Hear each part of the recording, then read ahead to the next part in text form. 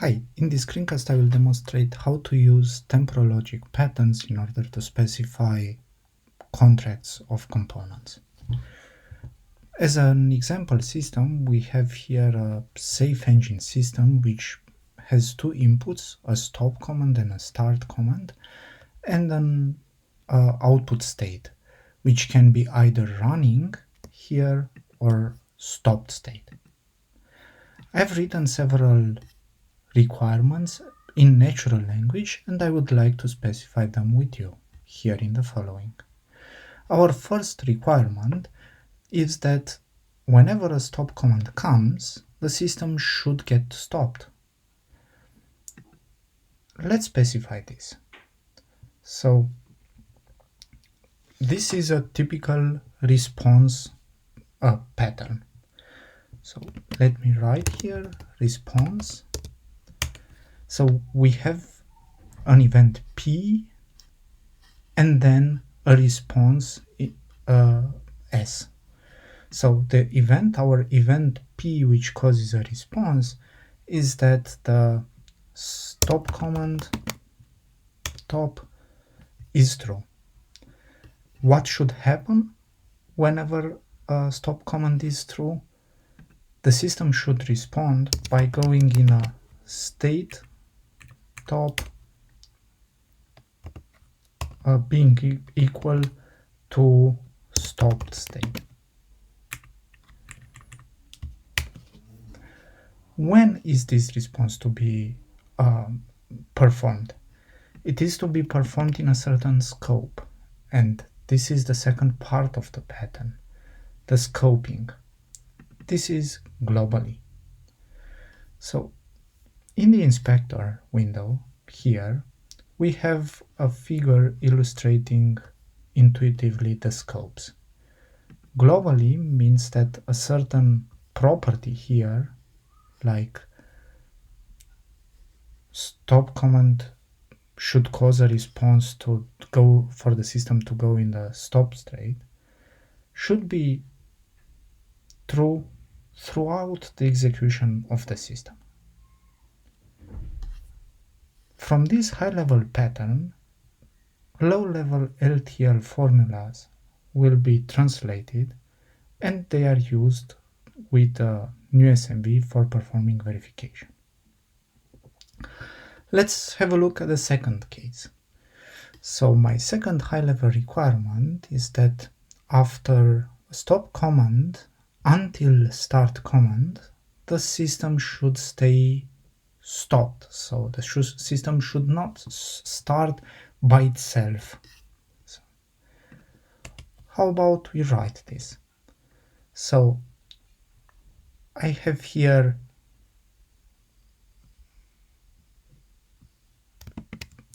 a property which is true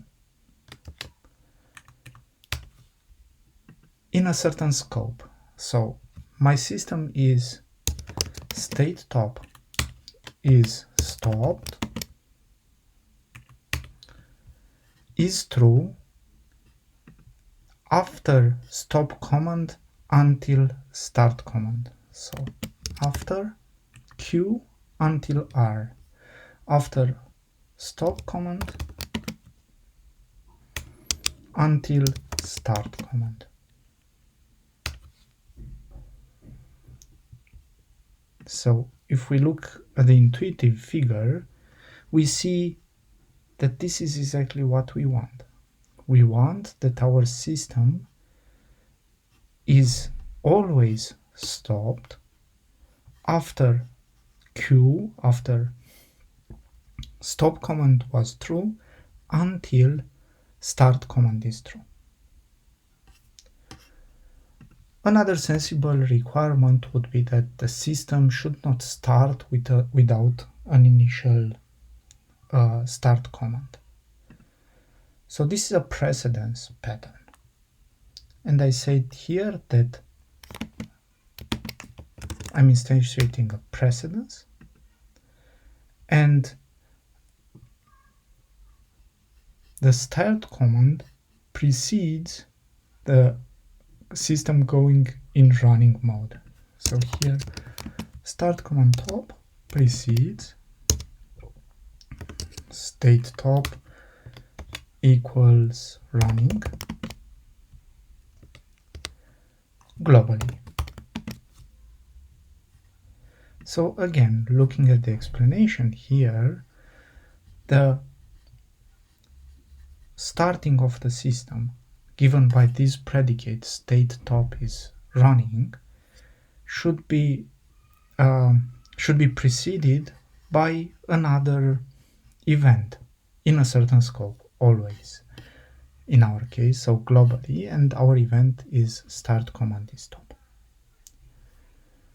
Let's have a look at our last requirement, that the system should start after a start command top is issued. So this is again a response pattern, and I want to have the response that the state top is running, response to start command top,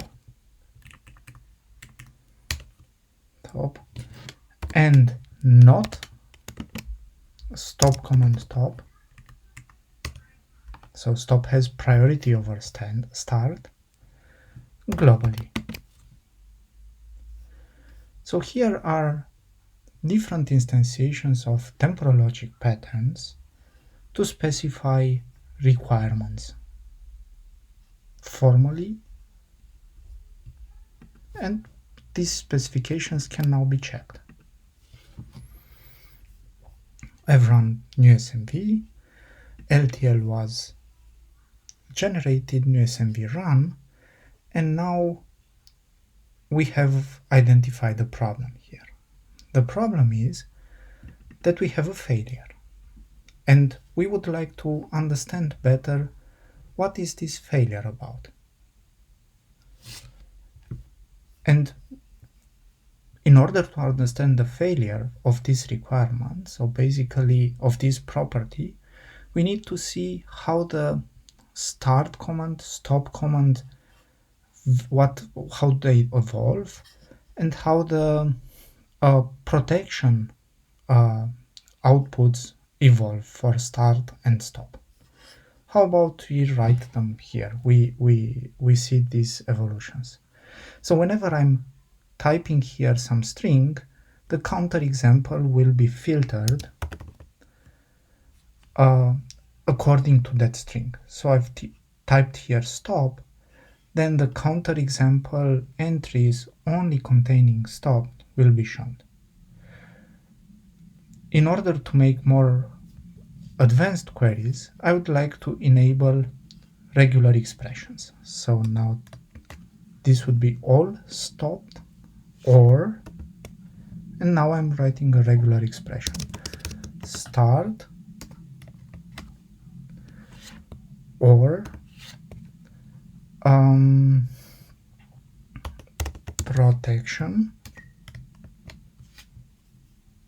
okay, start and stop, or here state, so this state. So now we have a filter over counterexample which contains only elements, only entries, variables which have names according to our regular expression. So now our counterexample is much shorter, and we have a better chance to understand what's happening. Another possibility to understand this would be to display the counterexample as a message sequence chart.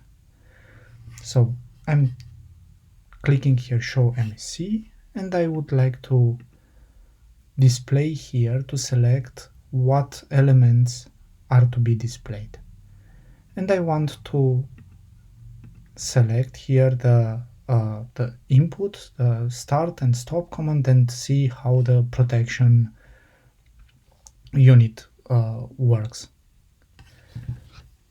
I've obtained a message sequence chart, and I'm pressing F5 to refresh and to enable this. And I see here the evolution of the values of my entries. So I see that in the very first state, the start command and the stop command are both true, and then the start command stays true. However, the stop command goes false. Here we see the evolution of the start out protection, which is false all the way down. So start false out protection remains false in all 4 steps of our counterexample. So basically here I have the problem that a start command is not forwarded further by the protection component. And we can fix that. So in the interface, I want to say here another post condition. Start is forwarded. Okay. And I'm writing a LTL formula for this. So what do I want to say? I want to say that start in protection and not stop in protection